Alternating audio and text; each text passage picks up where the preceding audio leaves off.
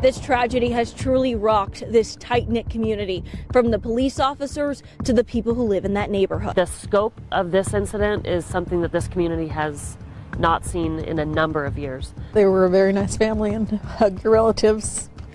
Shocking is one of the few words that can even begin to describe what happened. At 7:15 p.m. on January 17, 2020, in a quiet house in Grantsville, Utah, a tragedy unfolded that still ranks as one of the most heartbreaking cases in recent memory. 4 members of the Haynie family were killed while their father fought for his life for nearly an hour. The person responsible for this unimaginable act was a teenager, a fact that stunned neighbors, first responders, and reporters alike. This is the story of the Haynie family. Grantsville, Utah was the kind of place where people moved to raise families. Clean streets, good schools, and a strong Mormon community made it feel like a bubble of safety in an increasingly dangerous world. The Haynie family seemed to embody everything this town stood for. Colin Haynie, Sr., 50 years old, worked hard to provide for his large family. A devoted member of the Church of Jesus Christ of Latter-day Saints, he believed in discipline, faith, and family above all else. His wife, Consul Alejandra Haynie, everyone called her Alexia, was 52 and the true heart of their home. Born in Chihuahua, Mexico, she'd built her entire world around her children. One neighbor even joked that Alexia cooked so well she could probably teach Gordon Ramsay a few tricks.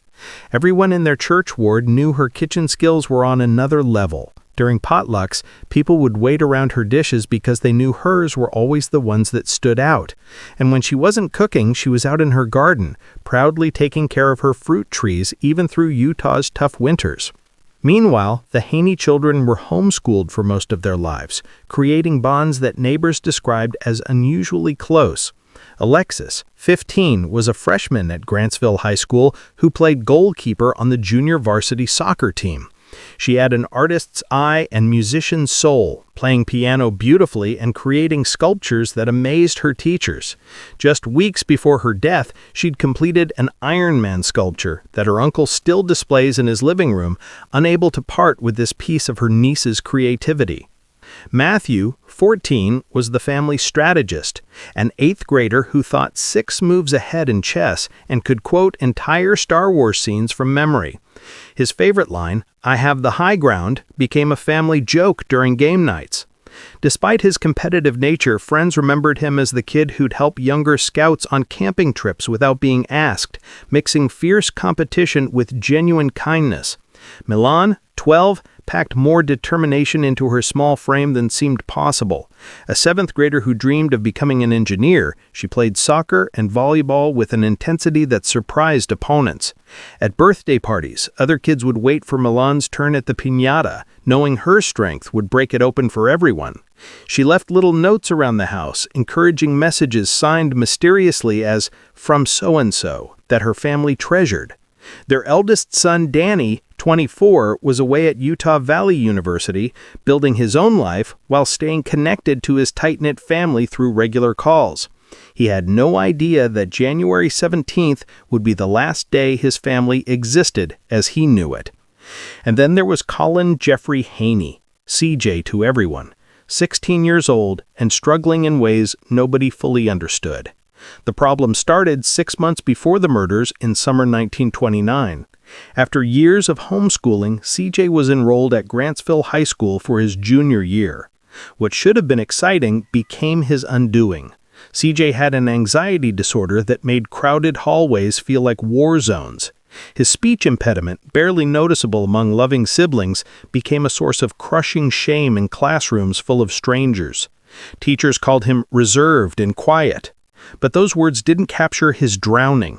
He looked like a perfect target for bullying, one neighbor observed, watching CJ walk alone to school each morning. You could see he hadn't found his people.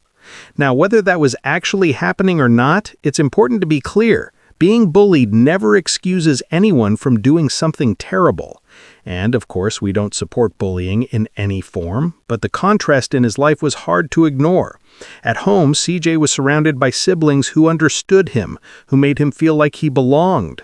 But once he stepped into school, he became just another quiet, awkward teen trying to survive the chaos of public school life, completely unprepared for the social pressure and loneliness that came with it. On top of everything else, life at home wasn't as perfect as people might imagine.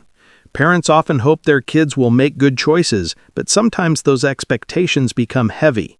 By December 1919, CJ's arguments with his father had grown far beyond the usual teen disagreements.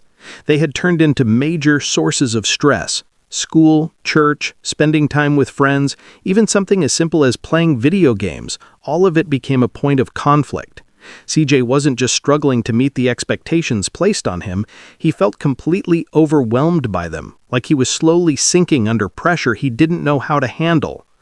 Then came the moment that could have changed everything. Around late December 2019 or early January 2020, Alexia told her eldest son Danny that CJ had been saying dark things.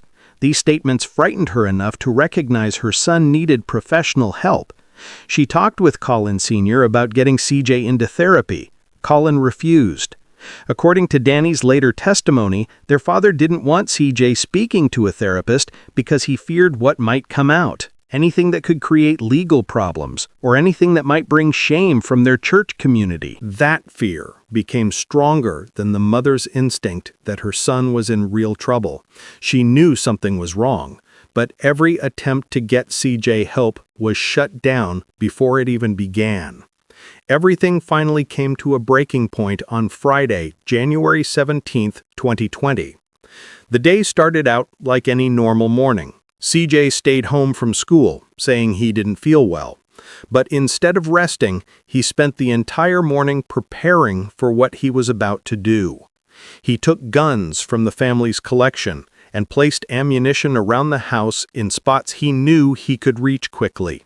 His plan was organized and deliberate.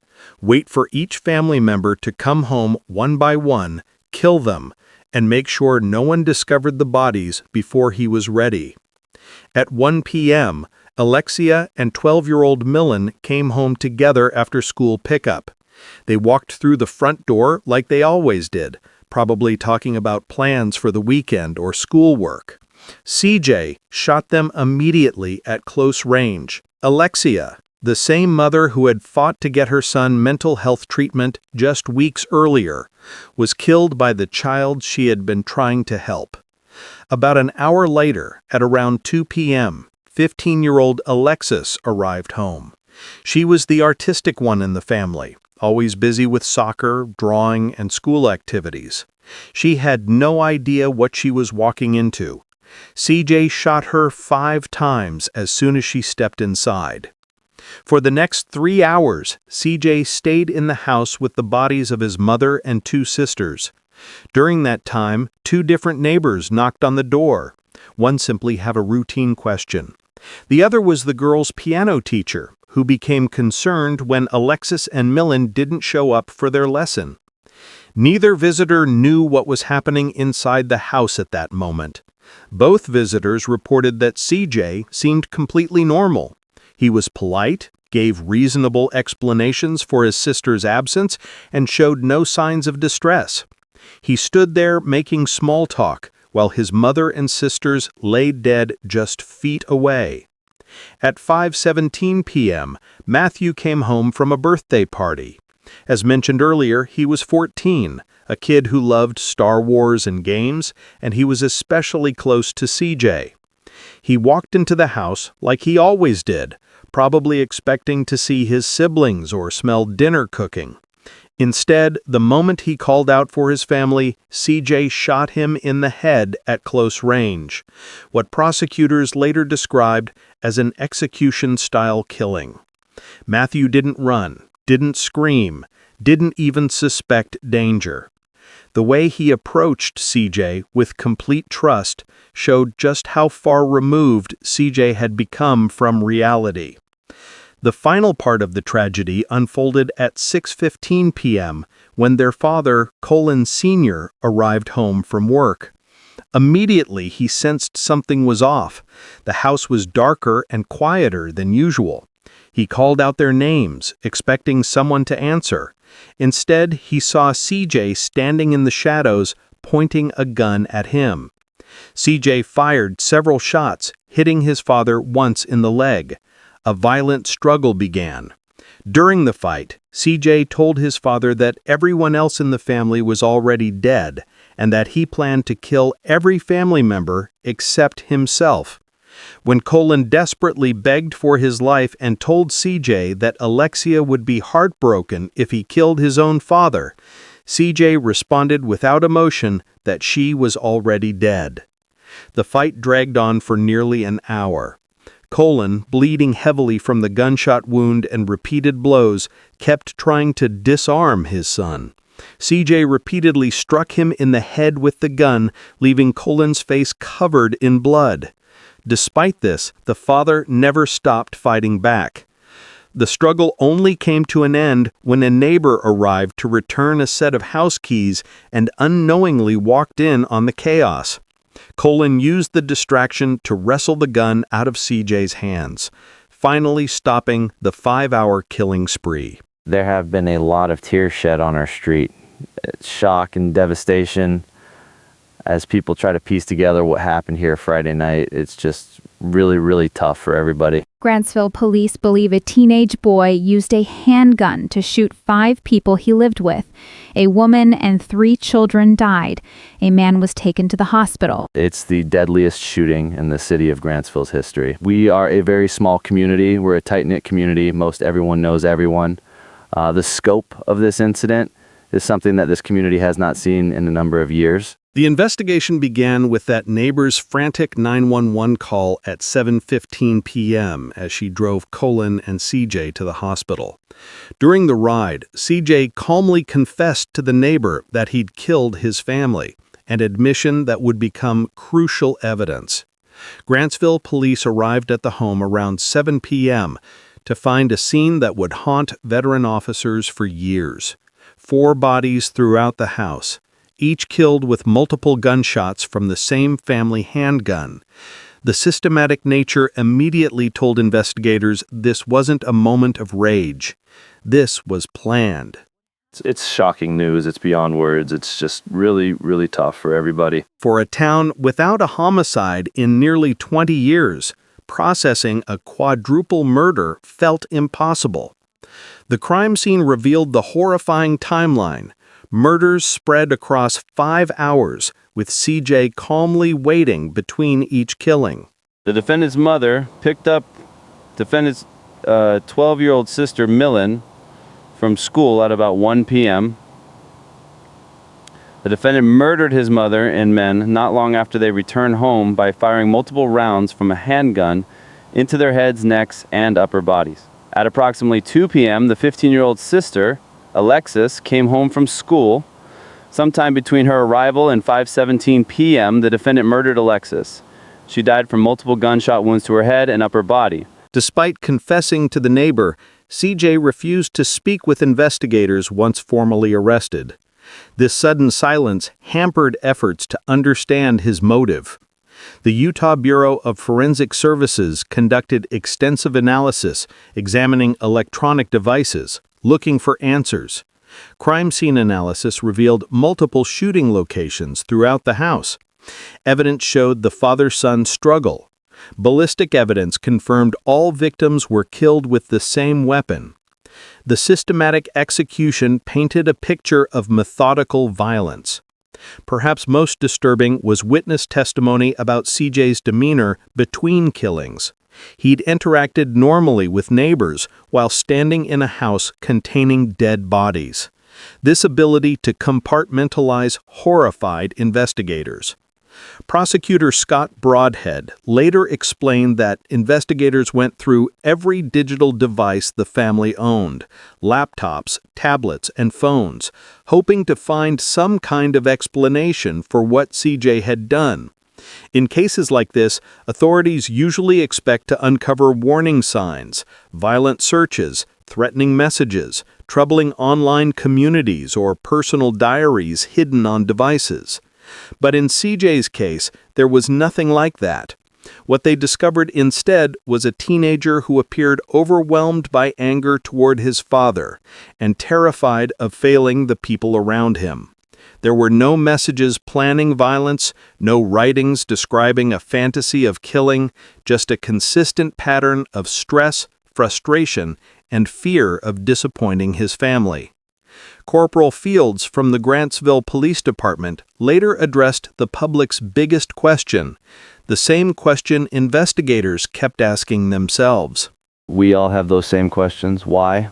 We don't know. It's still deeply uncertain why a young man with so much potential chose to take such a horrible turn. What was the ultimate catalyst for such a devastating act of violence? The questions surrounding crimes like this have no easy answers. Can they be prevented better? Is there a pattern to look for? Only the full investigation and a lot of deep soul-searching can begin to offer any kind of clarity. And the aftermath on the community is unfathomable. Parents living in fear of their own children, children living in fear of their parents. This is the sad legacy of a tragedy that has marked the good town of Grantsville forever. The defendant's mother picked up defendant's 12-year-old sister Malin from school at about 1 p.m.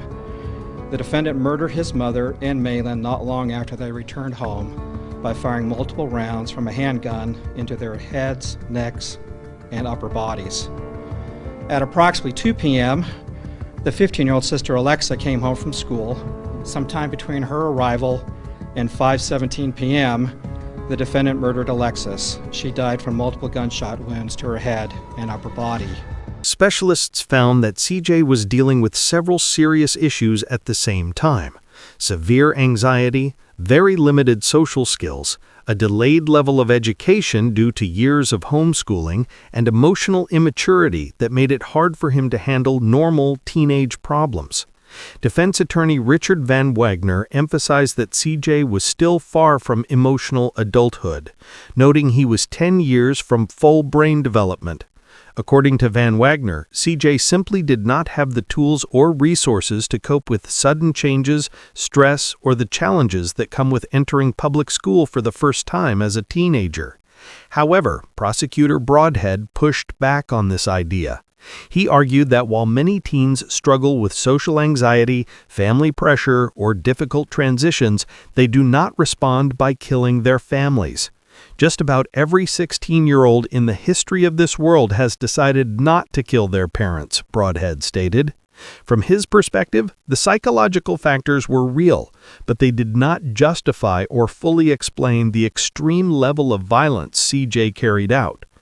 The most chilling part of the investigation came directly from CJ's own explanation. When questioned, CJ explained that he killed his mother and sisters because he believed that if he only killed his father, the rest of the family would turn against him. This showed a disturbing level of planning and strategic thinking, even in the middle of what appeared to be a psychological crisis. He said he wanted a clean slate and a new opportunity, not an escape from life, but the removal of the people he thought were holding him back. It was not a case of wanting to die. It was a case of wanting to start over with no family attached to him.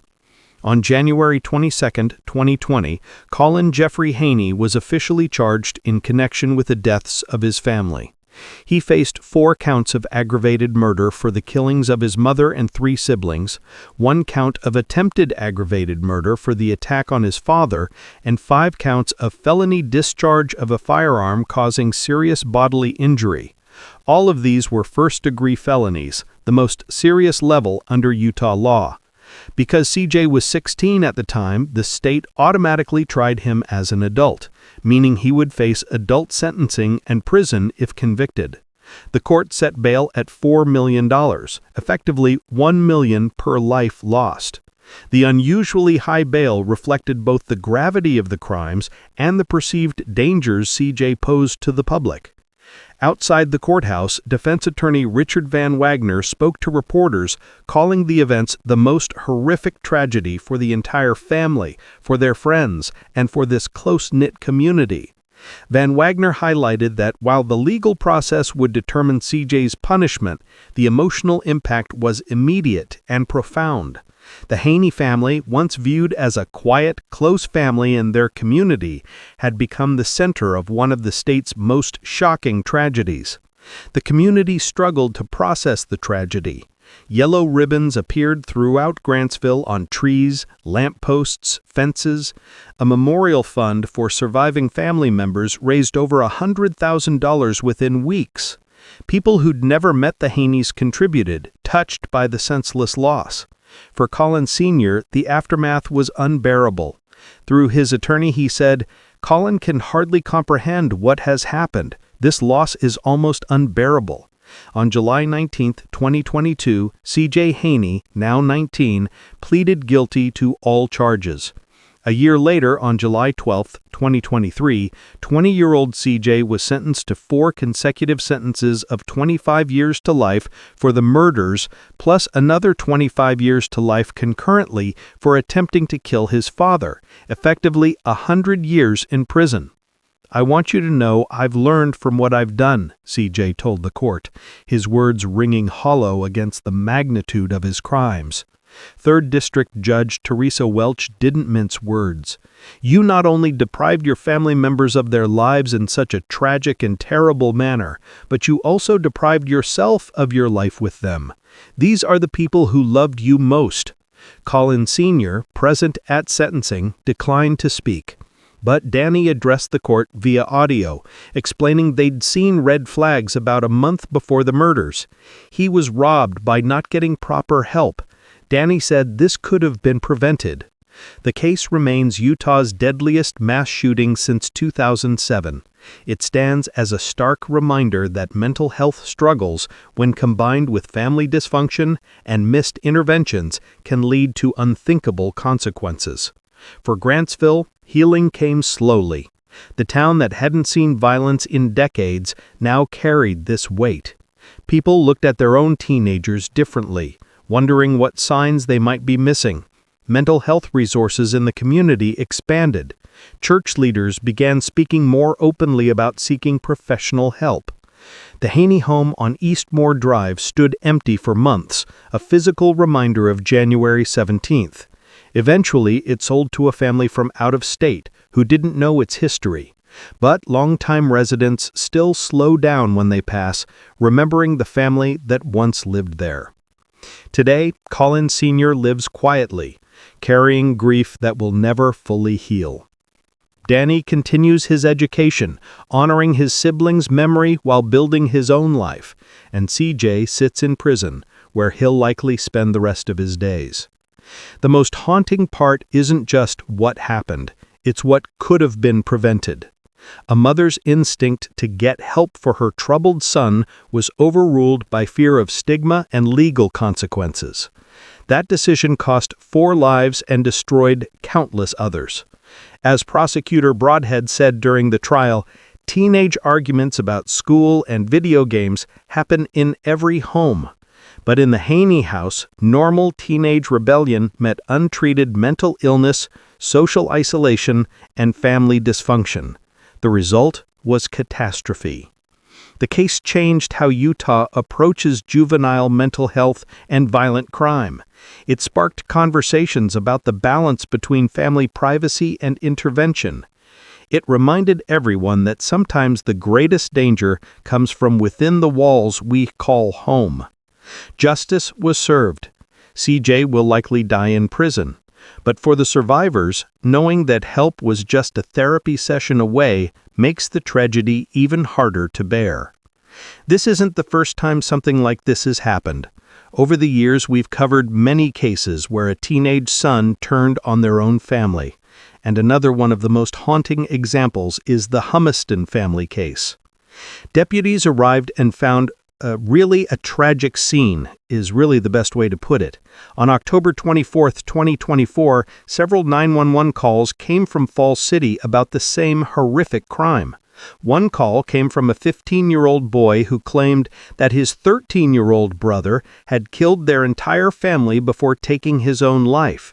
But another caller said something completely different.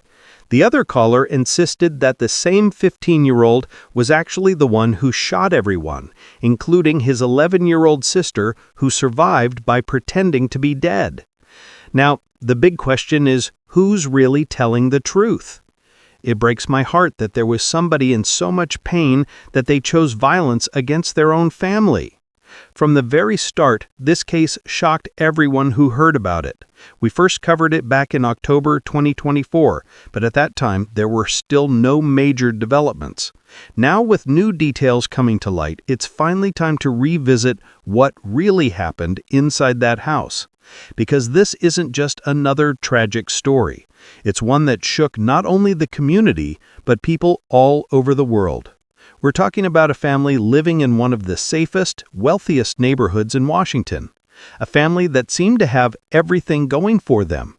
The Humistons lived in the beautiful Lake Alice community near Fall City, a place surrounded by nature and known for its quiet suburban charm. It's the kind of area where people go for morning jog by the water, families host barbecues on weekends, and kids ride their bikes on clean, tree-lined streets. Now, in case you haven't heard of it, Lake Alice isn't just any neighborhood. It's one of those places that practically screams success. You'll see big houses with wide lawns, shiny cars parked neatly in driveways, and a sense of security that money usually buys. The Hummin family fit perfectly into that picture. They had a comfortable lifestyle, and those who knew them said they looked like the kind of family you'd see in a holiday card. Happy, thriving, and close-knit. People in the community even described them as a dream family. It's just very hard to process. I only saw the children in the driveway yesterday afternoon, playing the piano in the garage and just doing their normal things. It's beyond belief. And we've gotten to know some of the kids that unfortunately lived at the home, and the younger kids, especially the sweetest children, so polite, homeschooled, and it's unfathomable what just happened. Exactly. And tragedy, everybody comes together. You never expect anything like this, even in a terrible situation. And they just seemed perfect. The father, Mark Humiston, worked as an engineer, a stable and well-paying career that kept the family financially secure. They went on trips, made good memories, and seemed to have built a beautiful life together. But as we've seen time and time again, appearances can be deceiving, and life has a way of turning peaceful stories into tragedies overnight. And on October 21st, 2024, that peace was shattered. A neighbor named Bradley Dennis, who lived only about a quarter-mile away from the Humistans, found himself in the middle of something no one should ever have to experience. At exactly 5:02 in the morning, he made a panicked call to 911. His voice was trembling as he told the dispatcher that an 11-year-old girl had shown up at his door, injured, terrified, and begging for help. Bradley said the girl who came from the Humiston home was pounding on their door like her life depended on it. When he and his wife opened up, what they saw froze them in place. The child had been shot. She had a wound on her neck and another on her hand, and she was covered in blood.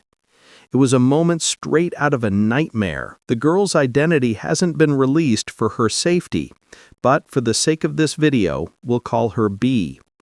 Through her tears and trembling voice, B told the couple that her entire family had been shot and that everyone was dead. The dispatcher tried to stay calm and ask B if she knew who had done this. And that's when she said something that completely changed the course of the investigation. Still shaking, B explained that she had heard gunshots echoing through the house, followed by her family screaming. Then in the chaos, she caught a glimpse of the shooter's face. It was her 15-year-old brother. Looks like we have a neighbor who's calling in as well. They're advising a female from this house came to his home that there are family members who were shot at. B bravely recounted the most horrifying night of her life, one that no child should ever have to experience. She said that after being shot, she held her breath and pretended to be dead, clinging to the smallest chance of survival. She lay there completely still, praying that her brother wouldn't realize she was still alive. The 15-year-old involved hasn't been publicly named because of his age, but for clarity, we'll call him Drew. What makes the story even more unsettling is that Drew had actually called 911 just minutes before B managed to escape. His call came in around 5:45 that morning, and his voice sounded panicked and shaky. He told the dispatcher, "He just shot my whole family and then killed himself." According to Drew, it was his 13-year-old brother, Benjamin, who had murdered their parents and siblings before taking his own life. He said he was hiding in the downstairs bathroom, terrified, and claimed that Benjamin snapped after being caught looking at graphic videos the night before. Drew insisted that he waited 10 to 15 minutes after the gunshots before calling for help. At first, it sounded like a terrified kid trying to make sense of something awful, but as investigators would soon discover, his story didn't line up with the evidence, not even close. In fact, the details of the crime scene painted a completely different picture. It began to look like Drew had carefully planned everything to make it seem as though Benjamin was the one responsible. According to B's statement, she and her 7-year-old sister, Catherine, shared a room in the basement. B slept on the top bunk while Catherine slept below. That night, both girls were jolted awake by a series of loud gunshots echoing through the house. When B peeked out into the hallway, what she saw next was something no child should ever have to see. Her 9-year-old brother Joshua was lying motionless beside their father, Mark, who was 43. There was blood on Mark's head and around Joshua's mouth. Moments later, B watched in horror as Catherine climbed out of bed and stepped into the hallway, only for another gunshot to ring out. B froze as she saw her little sister collapse to the floor. Then Drew appeared in the doorway holding their father's silver Glock pistol. She remembered what he was wearing, too, a black and white checkered shirt, something she'd never forget. Without hesitation, he raised the gun and fired. B felt the searing pain shoot through her neck and hand as she fell back onto the bed. She stayed completely still, her body trembling, trying not to breathe too loudly. She could hear the chaos around her, screams, footsteps, and more gunfire. Then came a chilling silence. B said she heard Drew moving around the hallway, checking on the bodies, and even leaning over them to feel for pulses, as if to make sure they were dead. At one point, she thought she heard her father's phone ring, followed by Drew's voice talking to someone on the other end. That's when she realized something unthinkable. Drew was staging the scene. After what felt like forever, Drew walked back into her room. B's instincts kicked in. She stayed perfectly still, pretending to be lifeless. She squeezed her eyes shut and slowed her breathing, terrified that any movement might give her away. Eventually, Drew left the room and walked upstairs. From the quiet downstairs, she could hear him talking again, his tone oddly calm for someone who had just claimed to witness his entire family being murdered. The moment she was sure he was gone, B forced herself to move. Despite her injuries, she crawled to the small fire window, pushed it open, and climbed out. The cold air hit her face, and she gathered every bit of strength she had left to run. Barefoot and bleeding, she sprinted through the darkness toward her neighbor's house, the home of Karen and Bradley Dennis, about a quarter-mile away. When she reached their door, she banged on it frantically until Bradley answered. What he saw stunned him. B was covered in blood, shaking, with visible wounds on her neck and hand. Through tears, she told them her entire family had been shot. The couple immediately called 911 and tried to keep her calm until help arrived. While waiting for first responders, the dentists gently asked her what had happened and if she knew who had done it. That's when she revealed the truth. It was Drew. She told them he'd been in serious trouble lately for failing several school tests and had been arguing with their parents. She also mentioned that their father's gun was normally kept in a small lockbox near the front door. The chilling part, Drew was the only one who knew the combination. When officers arrived minutes later, they found Drew standing in the driveway. He didn't resist when they arrested him. Inside the house, the scene was beyond devastating. Just inside the entryway, detectives found the open lockbox and an empty holster sitting on a bench. The home led into a large open kitchen and dining area, with stairs leading down to the basement where the massacre had unfolded. As they descended, they found Mark lying partly on top of Joshua, both covered in blood. Catherine was slumped nearby. In the girls' room, there was blood smeared on B's top bunk where she had been shot. At the far end of the hallway lay Benjamin, face turned to the side, with a Glock resting on his chest, staged to look like he had been the shooter. But as we all now know, the whole scene had been carefully staged, and the evidence didn't help his story at all. There was no blood, no gunshot residue, and not even a single trace of DNA on his hands or on the weapon. There's also been growing frustration among the public about the slow pace of the trial. Many people, especially those in the Falls City area, feel like justice is taking too long. Each new court date brings fresh delays, often due to Drew's mental evaluations and disputes between the defense and prosecution over admissible evidence. Judges have ordered several psychological assessments to determine whether Drew is competent to stand trial and whether his actions were influenced by mental illness. As of now, Drew remains in custody at the Clark Child and Family Justice Center in King County. Because he's still underage, he's being held in a secure juvenile facility rather than an adult prison. Reports from the facility say that he spends most of his time in isolation, attending mandatory counseling sessions while awaiting further court hearings. Meanwhile, the Lake Alice neighborhood still carries the scars of what happened. Many families have moved away, saying they can no longer live near the house where such horror took place. The once peaceful community now stands as a quiet reminder of how tragedy can strike anywhere, even in the safest of places. Residents have left flowers, candles, and photographs outside the Hume home, some of which are still replaced every year on the anniversary of the killings. B's relatives have stayed mostly silent, but they've released one brief statement through their attorney, thanking everyone who supported her and asking for continued prayers. They said she's a survivor, but she's still a child. Healing takes time, and we're grateful she's been given the space to do that.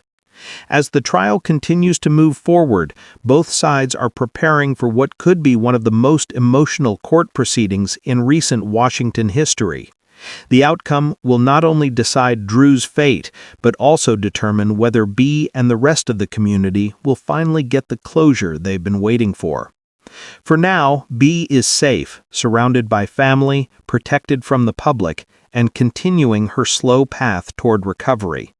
But the shadow of that night still lingers. The sound of those gunshots, the sight of her fallen family, and the cold realization that it was her own brother who pulled the trigger. Those are things she may never fully escape. Yet, even through that darkness, her courage remains a light that continues to inspire people all over the world. Now, if you think Drew should be tried as an adult, make sure to share your thoughts in the comments below. I really want to know what you think about this case.